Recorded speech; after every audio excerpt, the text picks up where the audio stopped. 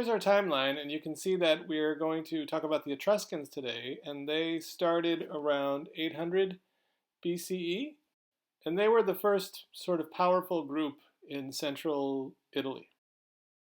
So beginning in the 8th century BCE, so this is before the classical period, we're looking around the time of the Orientalizing period or the geometric period with the Greeks.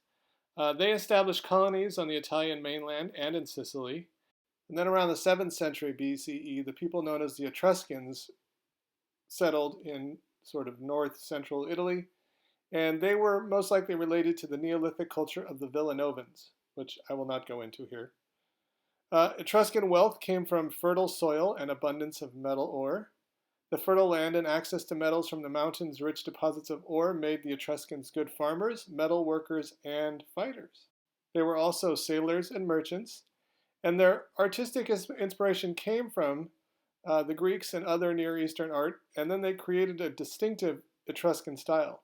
They occupied a region of central Italy between the Tiber and the Arno rivers, and the height of their power was around the 6th and 5th century BCE. They weren't consolidated like the city-states in Athens. They were more independent. There were about 12 of these Etruscan city-states. One example of this disconnectedness is when the Veii were attacked by the Romans in 396, not one of the other 11 city-states came to their aid. And then there's another piece of evidence for their disconnectedness, and this is there were strong regional and artistic differences between the city-states. The Etruscans established patterns of building that would be adopted later by the Romans. Their cities were laid out on grid plans. Their dwellings were usually designed around a central courtyard or atrium that was open to the sky with a pool fed by rainwater. We will see this a lot when we look at Roman architecture. And we know what their houses look like because they made funerary urns in the shape of them. And this idea of them giving us a glimpse of what their life was like in funerary decoration will come back at the end of this lecture as well. There's not a lot of stuff left actually from the Etruscans. One reason is their architecture was like mud, brick, and wood. And the other reason is because once the Romans took over all of Italy, they just kind of plowed over it and destroyed a lot of stuff.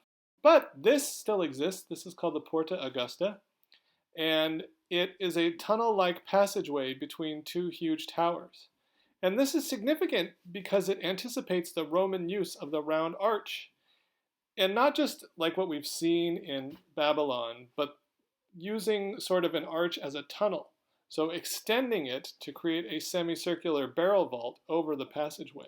And then on top there's a square frame surmounted by a horizontal decorative element that resembles an entablature, which we have seen as that horizontal part, including the metopies, between the columns and the pediment that sets off the entrance arch. And then it's accentuated by molding on top and bottom. Inside the entablature is the decorative section, and it's filled with a row of circular panels, or roundels, and then those alternate with rectangular column-like upright strips. These are called pilasters. We will see this in Roman architecture as well. And the effect is that it's kind of reminiscent of a Greek Doric frieze, like a metope, where instead of having sculpted figures and relief in between sections, there are these roundels. The Etruscans incorporated Greek deities and heroes into their own pantheon, and they used divination to predict future events. They built their temples with mud brick walls, and their columns and entablatures were made of wood or quarried volcanic rock. And they used the post and lintel structure with gabled roofs, and then column shafts and capitals recalling the Doric or Ionic order. They developed their own rules for how a column should appear. The Etruscans developed the Tuscan order. They modified the Doric order by adding a base underneath the shaft. And then later, this style was adopted by the Romans, who created the composite order. And you can see that the Roman orders are shown on pedestals, and between the pedestal and the column itself, or the shaft, there is a plinth, a dado, and a cornice. This Tuscan order is used to describe the characteristic Etruscan variation of Doric. There's an unfluted shaft, a simplified base, a capital, and an entablature. Etruscans built rectangular temples on a high platform, but often embedded them within urban settings unlike the Greeks who set their temples apart from the rest of the city. All of the sculptural figures that were within the pediment and outside were simple in form, but they were embellished with dazzling displays of painting and terracotta sculpture. All the edges of the roofs were decorated, and they were mostly in brightly painted terracotta.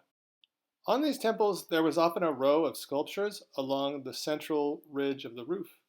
This Apollo, which there is a video for, and I would love for you to watch, is an example of this kind of rooftop sculpture. This is actually an extreme kind of version of an acroterian group above a pediment in Greek and Roman temples. Acroteria are small ornamental sculptures that the Greeks would put at the ends of each side of a pediment, and then sometimes at the pinnacle of a pediment. All right, guess what we're doing now? It's your turn to do some comparison. You know that the sculpture on the right is a chorus, and then the sculpture on the left is the Apollo from the rooftop of the Etruscan temple. So what I want you to consider is, first of all, sort of formal qualities. What do they look like? How are they standing? What's going on with their body? And then I want you to think about where they were placed. And if you don't remember what choroi were used for, you can go back to that lecture. But I want you to think about how the Apollo is supposed to be placed on top of a building and how that might affect what the sculptors had to do when creating it. Most of what we know from the Etruscans is basically from funerary architecture and sculpture. So these are some tombs. There are two kinds of tombs. One is they're cut out of the cliffs in Populonia, and the other are these maze-like tumuli in Cerveteri. They're these kind of drum things that you can walk around and through. And they seem to integrate with the natural landscape. Inside this tomb, we can see that Etruscan painters had this ability to envision their subjects inhabiting a bright, tangible world just beyond the tomb. They would paint vivid scenes of playing, feasting, dancing, hunting, etc. This tomb, the walls are painted with dancers and diners and revelers, implying maybe that the afterlife is some kind of party. Here's another charming scene of a carefree diversion removed from the routine demands of daily life. There seems to be a promise of a pleasurable post-mortem existence to the occupant of this tomb. Good things in life, dancing, sport, companionship. Here's another painting scene. The boy to the left is climbing a hillside to the promontory of a cliff, and then soon to put aside his clothes and follow his naked companion. The diver is caught by the artist in mid-dive, and it's like he's plunging toward the water below. And you have to ask yourself, is this just a fun, carefree thing, or does this diver represent something more, maybe symbolizing the deceased own's plunge from life into death? The Etruscans seem to have conceived their tombs as homes for the dead. Some tombs were carved out of the rock to resemble rooms in a house. The tomb of the reliefs, for example, seems to have a flat ceiling supported by a square stone post. It was fully furnished and had plastered walls. It mimicked the cozy domestic interiors of their own home. The walls and the two freestanding pilasters are decorated with stucco reliefs of objects from daily life, including household items and pets and other animals. Some objects symbolize the family's power as magistrates. The martial prowess of the family is shown by various helmets, armor, shields, and weapons. The decorations give a realistic impression of the interior of an Etruscan house. Because cupboards weren't known back then, everything was hung up on walls, and the only piece of furniture in this whole tomb is the central niche in the rear wall, and it's like a chest. And it might have been used to store valuables, and that folded material on top of the chest might depict linen used for writing, such as religious texts or family records. That central niche in that rear wall is actually deeper than other niches, and it might have allowed for a deceased couple to be placed side by side. Below that central niche are reliefs of some sort of underworld story, and then on either side of this niche are damaged busts, but they might have been goddesses. The idea of burying a couple together, hopefully they died in regular circumstances, is kind of romantic actually. And then that leads us to our next sculpture, which is this giant terracotta sarcophagus from Cerveteri. And the remains of the deceased were often placed in urns or sarcophagi. And this shows a couple posed with lively gestures and alert eyes.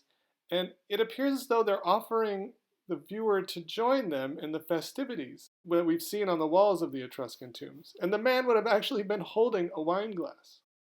This Etruscan sculpture of a she-wolf, or maybe not Etruscan, is one of my favorite things about art history, which is it's considered an outstanding example of Etruscan bronze sculpture. And remember, they were metal workers and they had all this ore that they used.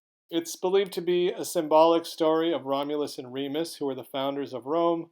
According to the story, the city's twin founders were abandoned on the banks of the Tiber River when they were infants, and a she-wolf saved their lives by letting them suckle. The image of this miracle quickly became a symbol for the city of Rome, appearing on coinage in the 3rd century BCE and continuing to appear on public monuments, from trash cans to lamp posts in the city, even to this day. The formal qualities themselves, the body is weirdly out of proportion because its neck is much too long for its face and flanks.